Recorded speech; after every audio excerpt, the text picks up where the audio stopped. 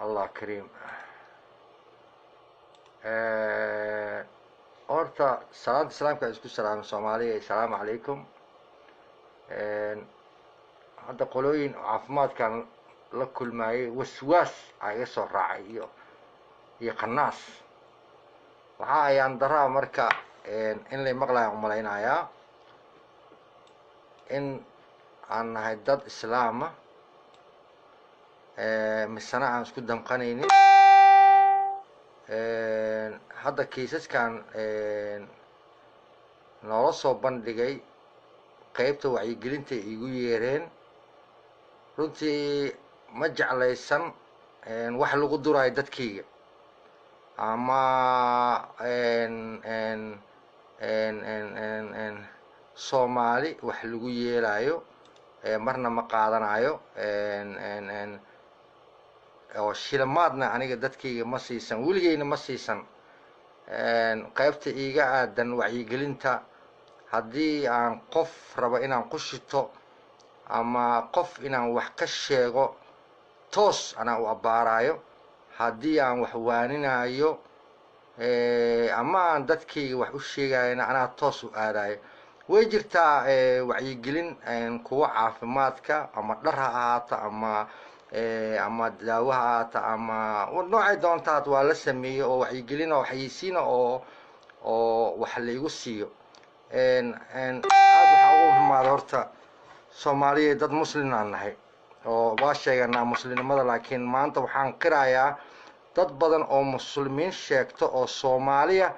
oo aan lahayn iimaan mug ah because xaasidnimadu umadayda xaasidnimada iyo uqtiga iyo nacaybka iyo iimaanka qalbi qalbi ma wada gali karaan afar case ayaa la hayaa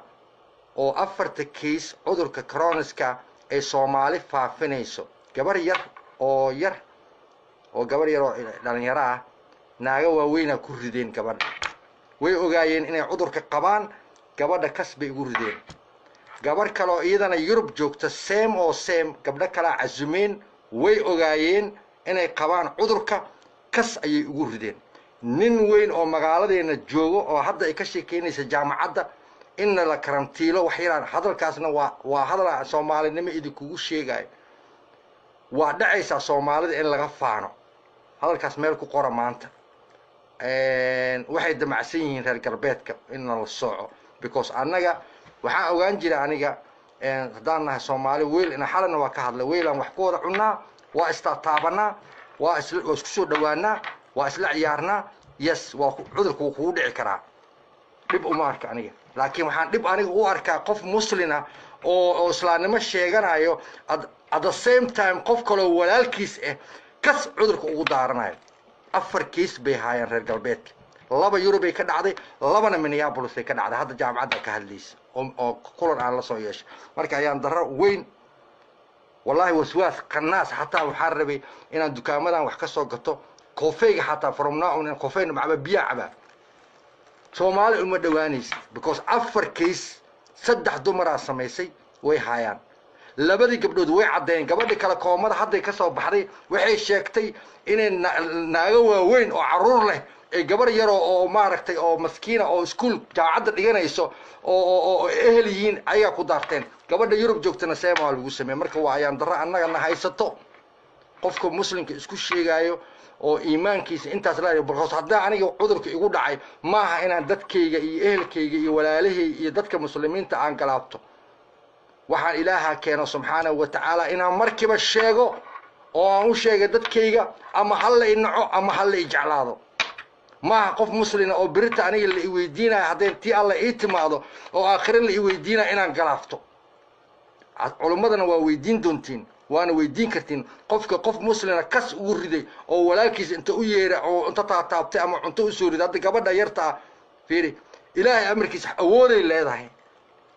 وحتى لقاها جيتي مارين فيري قنرد تنوح مسكح ذي القيمة فريستي قبل هذا لمن لا يتكورن لبعضن يتدب جير وتكلنا وصدني شنجر إلهك كبد بهذه مركب وحيان درا ويدو كسر صعطة قلوين كان عافمات كحيسين تسميه أدين كيدو كسر صعدان وأدين شيء